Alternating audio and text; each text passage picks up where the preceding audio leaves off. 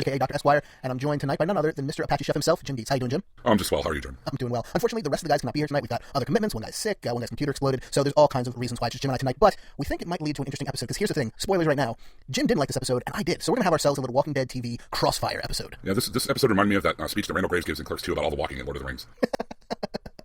And see, it reminded me of The Walking Dead, so we disagree, but... I guess walking is in the title, so I was warned. This episode was directed by Michael Uppendahl and written by Nicole Beatty, and it aired the other night on AMC. We were talking before we started recording, Jim and I was saying I really enjoy what they've been doing this season with the episode titles. We've already pointed it out that episodes 2 through 5 all started with the letter I, which gave them a nice theme, and not to spoil anything about next week's episode, but this week's episode is Live Bait, and next week's episode has a title that rhymes, and is in the same cadence as this week's episode title. So I like how they're theming them. That's something the show has never really done before. It shows some thought. It's a very AMC thing to do, though. I know Breaking Bad would do that a lot. They'd have episodes like Cats in the Bag, and the next episode would be And the Bag's in the River, or, Half Measure and Full Measure, a lot of things like that. They'd have fun with the titles. So it's cool to see Walking Dead getting on that same fun ride. Like I said, it's cool that they put a little thought to it, Right. Like I remember the last episode, speaking of Breaking Bad again, the last episode, Felina, there were so many different ways that could be interpreted because they thought about it, Right. So, Jim, before we even talk about this week's episode, let's talk a bit about the Governor in general, because I know opinions on the Governor between us hosts, the listeners, and various other Walking Dead viewers out there differ wildly. Some people love the character, some people hate the character, some people love him in the comics but hate him in the show, or vice versa. What are your feelings about the Governor aside from this episode? Like everything we've seen on him in the show, and you, of course, have read the comics, what did you bring to the table in terms of your thoughts towards the man who would be the Governor? Well, I think I'd preface it first by saying that I kind of look at the comic book universe and the TV show universe as two separate entities. If you're comic booky, kind of like Earth 1 and Earth 2 in the DC continuity, or the regular Marvel 616 of the Ultimate Universe, like they're similar but not the same. And so I kind of look at it the same way the Governor is a character. I look at him as two different characters. There's the Governor in the comic who's very much like a much taller Danny Trejo, and the Governor on the TV who David Morrissey's been playing. So the Governor in the book I always thought was a great character. I thought it was a great story arc in the book, and I like David Morrissey's portrayal of the Governor on the television show too. I just thought that this episode was kind of a little obvious in his goal in trying to bring some redemptive qualities to that character after we saw him mercilessly gun down 24 people at the end of last season. So I just thought that it was kind of obvious what they were trying to do. Where we're trying to humanize him and make us sympathize with him again. I just thought it was kind of an obvious move on their part. But as far as the Governor overall as a character on the show, I really like this version and this kind of riff on the original character. Very different from the comic book version, but yet very interesting. I think David Morrissey's a very interesting actor, and I like even though I didn't like the motive and some of the writing of this episode, I did like his performance in it. So. Yeah, it's interesting, and this is not an opinion I share, but I've read a lot of people saying that where the Governor left off last season was, mustache twirling cartoon character, that he wasn't sustainable as a television show character, even as a villain, not in a show that's as serious, maybe in, Inspector Gadget or something that might work with that level of cartoon villainy, but not in The Walking Dead. And while I don't know that I agree with that, I would ask you, do you think that an episode like this, even if you think it's obvious what they were trying to do and why they did it, do you think it was necessary? Because a lot of the reviews I've read said, yeah, maybe it wasn't the best episode ever, but it was definitely necessary to make us a sustainable character on the show after what we saw last season. I didn't really see that mustache twirling aspect. I just kind of saw him as a person who'd been broken and kind of psychotic after a lot of trauma. So, I don't know. I see what they're trying to do to the character. They're trying to give him a little more depth. They're trying to give him a little more sympathetic edge. And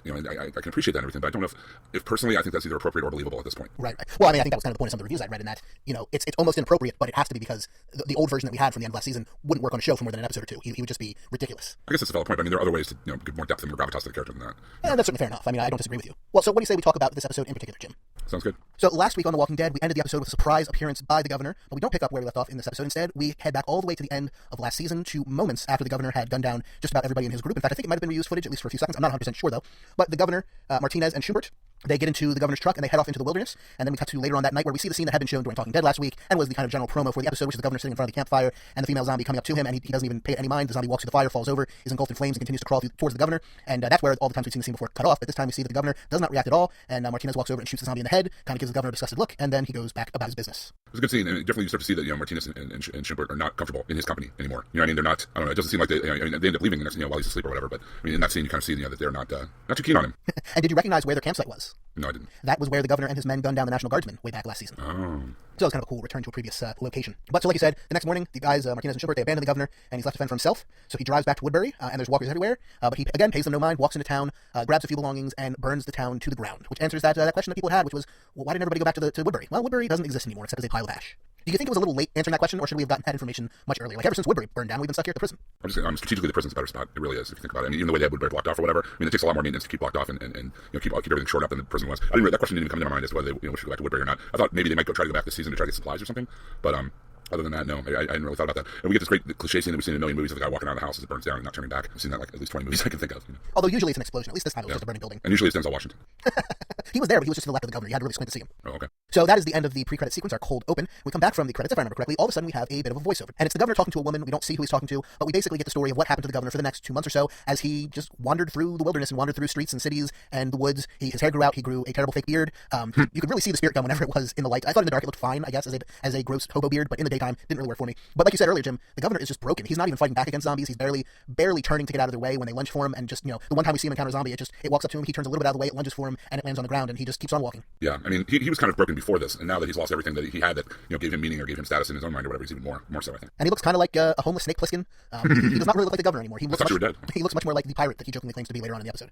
So after several months of just, like we said, barely surviving the elements, he comes across this house kind of in the middle of nowhere, it seemed. You don't really see a lot of the surrounding area, but it doesn't look to be in a big town. There's a food truck parked out front, and the governor collapses on the ground, but as he does, he sees a young woman standing in one of the upper windows of a building, and that gives him at least enough to go inside the building and see what he can find. So he goes inside the building, and inside he finds is it Chambler or Chandler family? Wikipedia says Chambler. I don't know if I remember hearing their last name said in the episode, though. I don't know if they said the last name or not, but I think if it is, it's Chambler. All right, so the Chambler family we're going with until proven otherwise. And that consists of two sisters, Lily and Tara, Lily's daughter Megan, and the sister's dad, David. And at first they hold the governor at gunpoint, but he hands over his gun, and eventually they come to a detente, and he doesn't ever pose any real threat to them, at least not that's, clearly visible, but he's just kind of quiet and reserved and like we keep saying, broken, and really the biggest problem they have with him is trying to get him to answer questions because he mostly just sits there comatose. I kept expecting all through this entire episode for him to jump up and kill them all at any moment. And it didn't happen. But these were the people he was talking to in the voiceover, and what he was telling them was the town he'd come from had the man in charge went kind of loopy and did a lot of bad things, and he had to get out of there. Speaking of himself, but in the third person, he doesn't cop to being that particular man in charge. Instead, he tells them that his name is Brian Harriet, which was a name that was painted on the side of a barn that he had passed by walking. It was painted a whole bunch of times, and we will, in our spoiler section of this episode, when we talk about next week's episode, in there we will mention why the name Brian Harriet, or at least the name Brian, is important, because it was asked about on the Facebook group, but because it involves the Walking Dead prose novels, we don't want to spoil anyone who has not read them yet, so we'll put that in the end. But it does have meaning other than just it was a name he happened to see painted a bunch of times on the side of a barn in the middle of nowhere. It is interesting how the little details from the novels and things kind of play into the television show. So Brian, as the governor is going by now, he takes up residence across the hall from the Chambler family, and they try to give him food. He reluctantly accepts it, but then throws it out the window. Instead, he subsists on, I believe it was sardines or cat food, something in a little can. Yeah, he threw away SpaghettiOs, man. That's like caviar for post-apocalypse. You know what I mean? That kind of didn't sit well with me. It kind of reminded me of the episode where they wouldn't eat the dog food even though they were starving. You know what I mean? Well, that's kind of what I thought it was called back to, was, because I saw other people call it sardines, but I thought it was cat food or dog food, and I thought they were drawing a very specific line between those two scenes, that he was to the level where he would eat cat food or dog food, whereas Rick was not to that level back at the beginning of last season. It did remind me of it. I didn't think it was a direct callback then. Well, it was my assumption, but if it wasn't actually animal food and instead it was sardines, which arguably are human food, it's simply all in the head. Arguably. But he eventually goes back over to the Chambler's apartment, and he returns the plate that they had given him with the food. They invite him inside. He sits down. He watches young Megan and her grandfather David playing a makeshift game of backgammon. And we kind of learn a little bit about this family. David is on oxygen. Later we'll find out he has, I believe it was stage 4 lung cancer, but I don't remember if it was specifically lung cancer, although that would make sense with the oxygen tank. And that Megan has not really talked for a long period of time. She'll kind of grunt or occasionally give a yes or no, but aside from that, she doesn't talk. She writes things down. I just, like I said before, I understand they're trying to warm us up to the character and make us realize that he, it has redemptive qualities or whatever, but I just kept remembering like what he had come from. You know what I mean? It's kind of, again, when I'm sitting there through the entire episode thinking he was going to jump in any moment and kill everybody and take all their stuff, it didn't ever come across to me at one point, hey, he's actually a pretty good guy, which is I think, some of what they're going for. It's kind of the same road that they were taking with Shane. And Shane, did some pretty dastardly things and was kind of a dick, but he also had good qualities and he meant well in a lot of it. His motives were good in a lot of cases.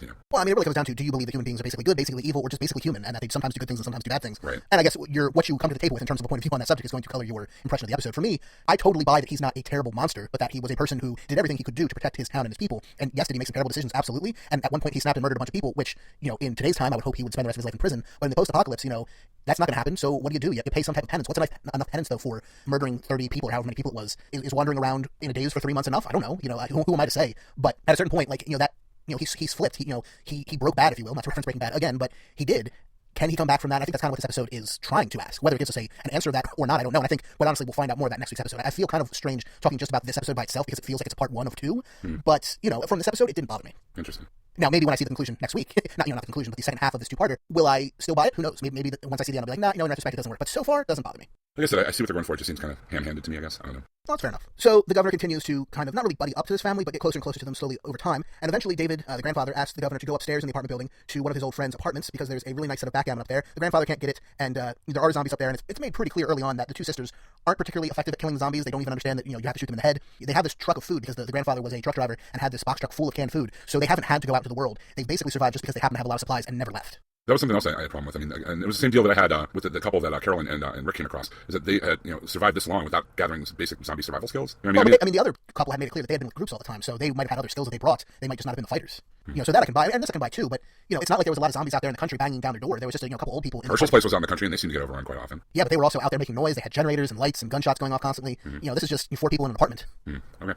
So the governor goes upstairs to get into it. He also finds Bill, the old war buddy, Mr. Bill Jenkins, zombified up there. Mr. Jenkins was a double amputee from the knees down, and I really liked the zombie effects on this particular zombie because it appeared that Mr. Jenkins had wheeled himself over to the tub and shot himself in there. So he has no legs, and the zombie's kind of trapped in the tub, and you can see how it's basically... the front of its face is just shattered over time from the zombie constantly banging into the ceramic of the tub over and over and over again. It was really gross looking and disturbing, but the governor eventually puts that zombie out of its misery. That's my zombie kill of the week, by the way. I can buy that, although there was another pretty cool one later on, but we'll get to that. The governor also takes that man's gun and the few rounds of ammo he finds in there, so he has a backup because the Shepherd family still has his gun and ammo. And then he brings back the game of backgammon to the Chambers' apartment, and he gives them the game, and he leaves. And then when he goes back to his apartment, we see that he managed to salvage the picture of himself, his wife, and his daughter from Woodbury. The picture has not really survived the journey particularly well. It's yellowed and full of cracks, but he's got it with him, and he falls asleep with it next to him, which means the next morning when Lily comes by to give the governor his gun back, she notices the picture there on the side, and she doesn't really bring it up, but she does notice it, and as soon as he wakes up and sees her there, he grabs it and he hides it. And when she tries to give him his gun back, he tells her, keep it, and he tells her, I found this gun upstairs, so I'll be fine, you need the gun more than I do. And Lily asks him, before you go, can you do us one more favor? She says, my dad has stage 4 lung cancer, and the oxygen tanks we have are nearly empty. Apparently, I believe she said she worked as a nurse or something like that, and so she, when the whole world went to hell, she grabbed a whole bunch of tanks and brought them home with her, and they've lasted them till now, but they're running low. She tells him that there's a nursing home nearby, and she asks him if he can go there and grab 1 or 2 bottles for them. So the governor makes his way to the old folks' home, and he encounters a couple walkers, but he, continually through this episode, mostly just avoids them. He'll walk around them, he'll close the doors, between them and him, so he doesn't have to deal with them, but he's mostly non-violent towards the zombies whenever possible in this episode. That was very noticeable too. I mean, especially after all the violence he's dealt, over the course of the episodes. And this whole episode is more a strategy of avoidance, as you were saying. Right. So he eventually finds a cart full of oxygen tanks, or nearly full, and he tries to push it out of there, but walkers keep swarming him, and he fights a few of them, and eventually he just grabs 2 oxygen tanks, one in each hand, and he runs back to the apartment building and gives them to the Shambers. So he had a minor injury during this, just a scrape to his forehead, but Lily goes to clean him up, and when she's there, young Megan comes in. Lily goes to get some more supplies to clean the wound, and she lets Megan stay there and watch the governor while she goes back to the apartment, and Megan asks the governor how he got the eye patch, and I believe these are the first words she says in the episode aside from yes or no, very simple stuff like that. And he laughs and he claims that he was a pirate before all this went down, and they have a good laugh at that. I mean, we also see the obvious parallel here between the zombie daughter he had, Penny, and this girl Megan. I mean, he's obviously wanting to bond with her because of that, and we see this scene is where I thought we really saw that most, or started to see that at any rate. Absolutely. And somebody even pointed out on the pirate front that the blanket he's laying on, or the pillow he's laying on in the episode, there's a parrot on the pillow, and the way it's lined up, it's right perched on his shoulder, which I thought was pretty funny. So him with his eye patch and a parrot on his shoulder and a big beard and crazy hair, he really does look like Captain Hook or something like that. So the governor eventually tells Megan the truth, but he tells you only tell if you don't tell anyone, and he gives her pretty much what happened, at least from his point of view, which was that he loved someone very much. Someone wanted to hurt the person he loved, so he tried to protect the person he loved. He ended up getting hurt, and so did the person he loved. It is truthful. That is exactly what happened, at least from his point of view. And Megan understands the story, and they kind of bond over that, like you were saying. So even though he said he was going to leave, since they bond a little bit, he stays around. And I think the next time we see them, it's sometime later. He's shaved, he's cut his hair, he's looking back a little bit more like his old Philip self, except he's got an eye patch now. Well, it was good too because that fake beard was distracting. You were right. At least in the daylight, yes. Yeah. During the nighttime again, fine. Daylight, no, it was just bad. The hair was fine. The hair didn't bother me, but the beard was very spirit dummy. So next time we see him, he's all cleaned up and he's playing chess with Megan. He's teaching her how to play chess, and they have a nice little conversation about what the different pieces do. And we have some very clear allusions to the pawns are just pawns, but if you can kill the king, then you win the game. And Megan draws an eye patch on the governor's king, and she points out that they look just like each other, which gets a laugh. But of course, it's also very symbolic. Mm-hmm. And in the background of the scene, we can see that David is not doing particularly well. He's kind of spending his last few moments with his daughters. And eventually, the daughters come and get the governor, and they tell him that their dad has passed away, and they want to say their goodbyes, but it's made clear that he actually passed away a little bit previous to when they actually came and got the governor. So even though he tells them they really need to get out and let him deal with this, they don't. The dad reanimates, he grabs the younger daughter. The governor has to patch his face in with the oxygen tank that the governor had gone and rescued from the nursing home just a month or so earlier, a couple months earlier, we don't know exactly how long. And that was my contender for possible alternate zombie kill of the week. Although there was also, again, some more later that were really cool, but the oxygen bottle to the head, the irony of the life-giving implement killing the zombie, I thought was pretty cool. Well, also the dichotomy of Herschel, who is like all about making sure these people, when they reanimate, or when they're killed again, no one sees them. And right, then him doing killing their own father right in front of them, kind of. Although I don't think he wanted to do that. No, I'm just saying the way it played out is kind of a mirror of that. In kind of the opposite way. I mean, in the episode with Herschel last week, he was very, very insistent upon wheeling those people out and making sure that when they reanimated and he killed them, that the other people didn't see. Here, these girls have to watch him as he. I mean, again, he's not like, hey, come in here and watch this. You need to see this or whatever. Want to see something cool? Yeah, ain't it cool? But it's like a bloody water balloon, man. But he does it in front of them rather than keeping what they do secret. So later we see the governor burying David.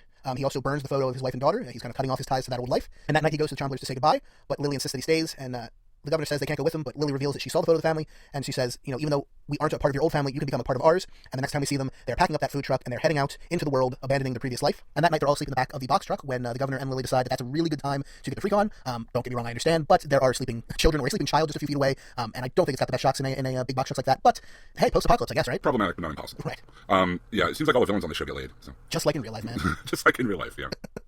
Sometime later, the truck breaks down and they have to continue on foot. They're walking down the road at some later date, carrying their bags on their back, when Tara injures her leg after revealing that she is gay, which I believe is the first openly gay character on The Walking Dead, which it's about damn time, I'd say. It's season 4, but hey, at least we have one now. Past time, I'd say. Yeah, no doubt. But better late than never, I guess. So they're trucking down the road when all of a sudden they come around a turn and they see a whole bunch of zombies. So the governor ushers them into the woods. At first, Megan kind of freezes in terror and won't move, but the governor motions to her, and eventually their bond kicks in. Even though she saw him kill her grandfather, which had kind of separated them for a bit, she runs into his arms, and the 4 of them run into the woods. They run, until the governor and Megan fall into a pit. At which point I went, wait a second, that's a very familiar looking pit. There's no way it's the same one, but before we can figure out if it is indeed the same pit we've seen zombies in before, the governor has to kill a couple zombies, kills one of them Rain Corps style by putting a bone in its mouth and ripping the top of its head off. I thought was awesome. He punches through one's head. I think there's 3 of them he kills in total, but again, some really nice close-up, mano-a-mano zombie kills. Barehanded too. I mean, that's the thing that really got me. Barehanded, no weapon, nothing. Just a bone. Yeah. And he grabs Megan after the zombies are dead. And calling back to a line earlier in the episode, he tells her everything's going to be fine, and crosses his heart and hopes to die. And at that moment, we look over the ridge of the very familiar-looking pit, and we see who but Martinez standing there with a machine gun, and that is where we end the episode. And it should be noted that during the whole mano-a-mano fight with the zombies in the pit, you can hear machine gun fire the whole time, which was really confusing me. My sister was sitting there watching this episode like, who is shooting a machine gun right now? It became very clear as we end the episode and see a whole bunch of people, apparently led by Martinez, but that's just a guess at this point, who saved Lily and Tara, and maybe saved the governor and Megan. We don't really know yet, because the episode ends there. But so that is the end. Like I already said, I actually quite like this. Jim, as you've already pointed out, you really didn't. But before we get into finding out what everybody else thought about this episode, what do you say we thank our sponsor. Sounds good to me. Alrighty. Our sponsor for this episode is DCBService.com. That's DCBService.com, direct comic book service. And what they do is they offer comics, graphic novels, and all of your geek-related paraphernalia at insanely discounted prices, 30, 40, 50, sometimes 60% off.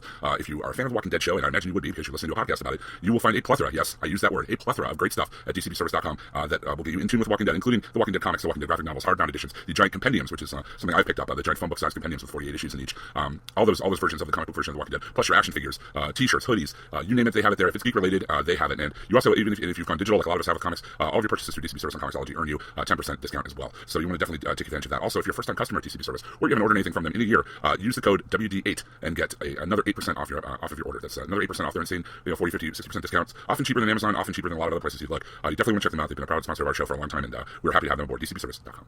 So, Jim, even though you said you didn't particularly care for this episode, I'm curious, what is your Buster rating for this episode? I give this a 3.5.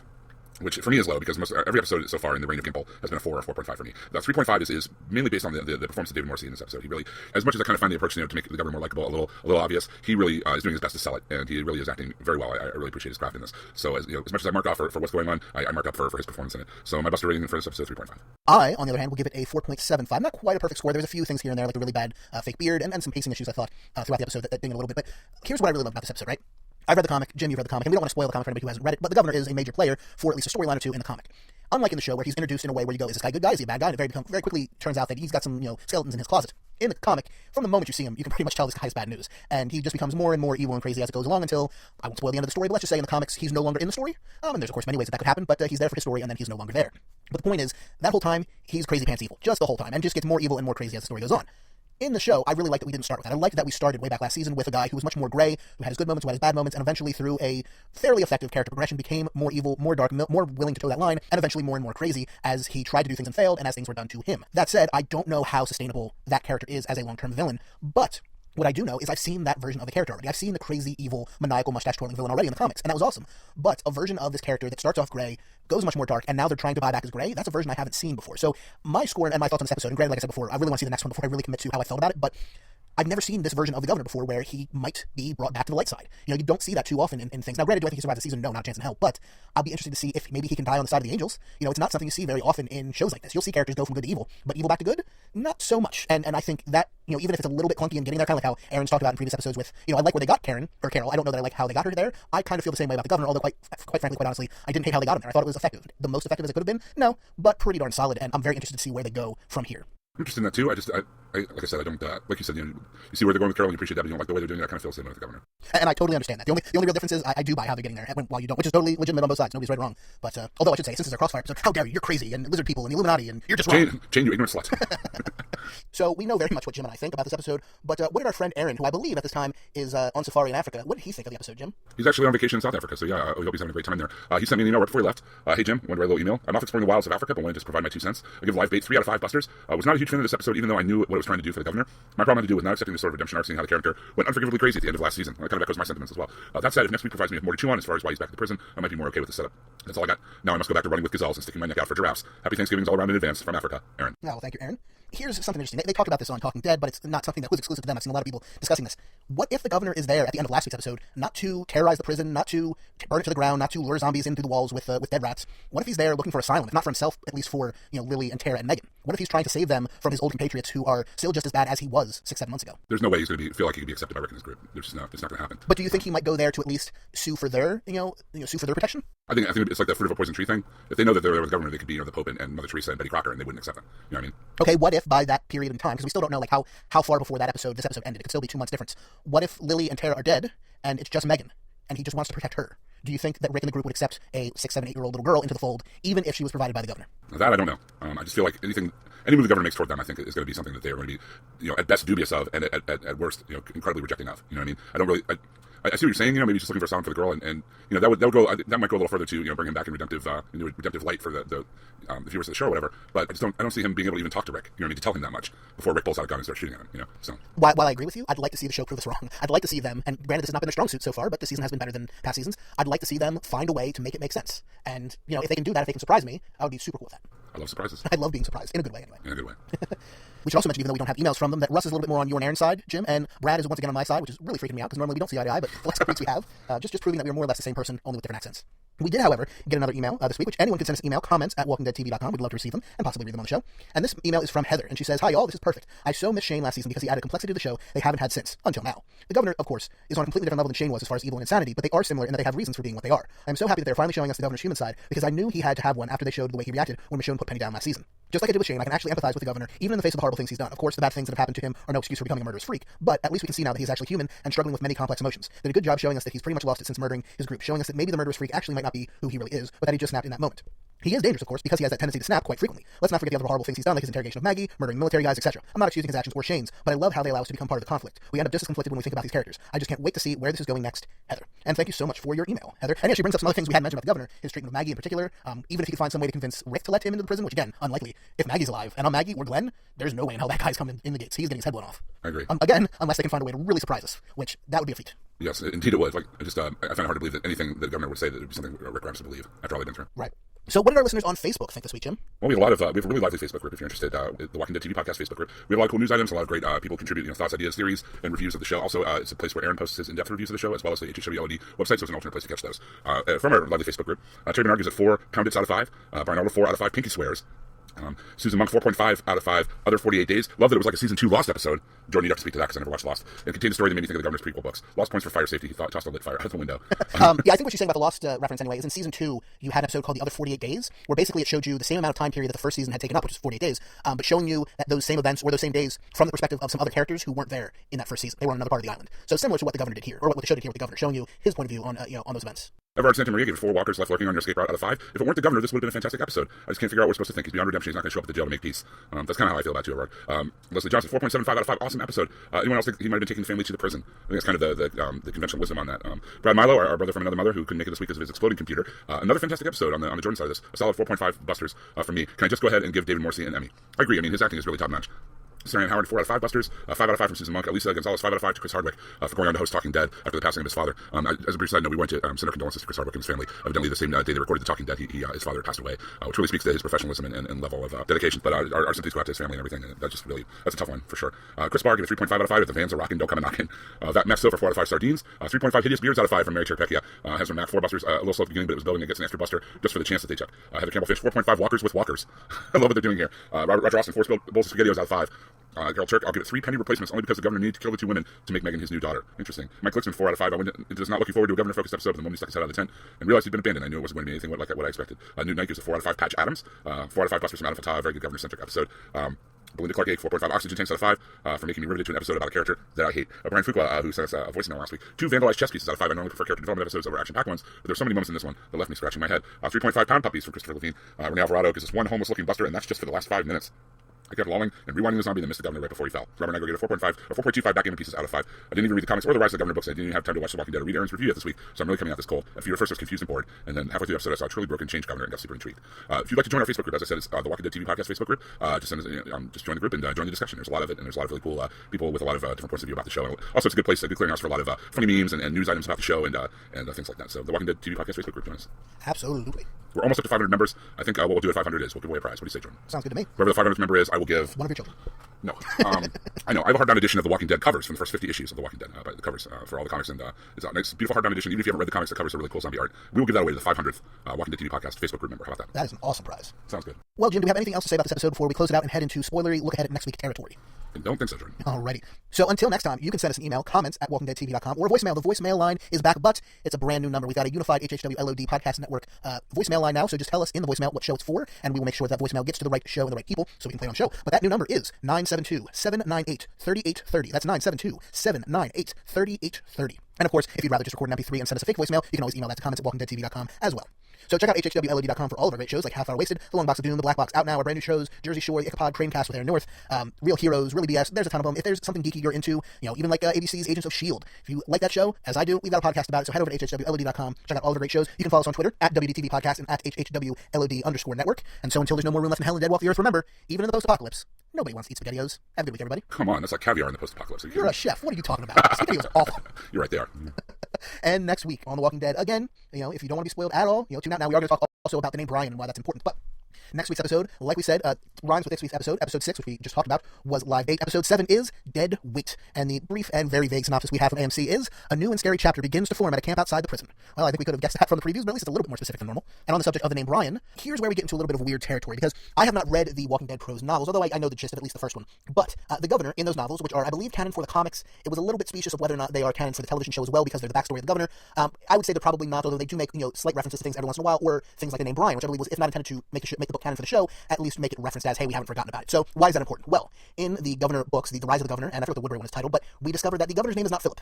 The governor is not actually Philip Blake. The governor is Brian Blake. His brother was Philip Blake, and in fact, Penny is not even his daughter. Penny is his niece. And when his brother died in the zombie apocalypse, and I don't know exactly how that happened, but when it did happen, Brian took the place of his brother, took his name, and the now zombified Penny kind of adopted her as his daughter and took over his brother's life, and then later became the governor. So Brian, at least the first name, is more of a reference to that, and if you want to have headcanon for it, if you will, you can always have in your head that the name, the reason the governor remembered the name Brian Harriet from that barn, aside from the fact that it was written there 20 times, was, just like if I saw the name Jordan and a different name spray painted on the side of a barn a bunch of times, I might take notice and remember it. He remembered it because Brian is probably his real name. It's funny too, if you remember back when there was that whole bit with Andrea, it's like, how come you won't tell me your real name or whatever, and when he finally does it, okay, then say Philip, he only tells her. Right. Although Milton knows it's Philip as well, but I don't know that we hear anybody else say it. Right. But I mean, so he adopted his brother's persona as the governor, so maybe that gives him like kind of a I don't know, almost like a psychotic distance from what he did as leader of Woodbury, because that wasn't Brian that did that was Philip. That's true. That's a good point. Yeah, it's cutting off from that past life. And, the only thing that really contradicts it is that family photo, because it clearly shows him, his wife, and Penny. The only way I could see it explained away is if they said that Brian and Philip were identical twin brothers, and that was actually the real Philip in the photo. Otherwise, or maybe it was cropped. I mean, he could have cropped his brother out of the photo. That's a good point as well. Or cut him out. It could have been a family photo where they just happened to be in that part of the photo, and he cut his brother out of it. That's possible. So, I mean, let's be honest. None of it really bothers me. It doesn't bother me if the book is canon for the show or not. Again, I haven't read it. I'm fine believing his name is Philip. I'm fine believing his name is Brian. But for people wondering why he might pick out that name out of any name he could pick at the time when they asked him what's your name in this episode, that could be why it was. So I think that's it for this episode. My voice is about to go, and I'm tired. So have a good week, everybody. Take it easy, everyone.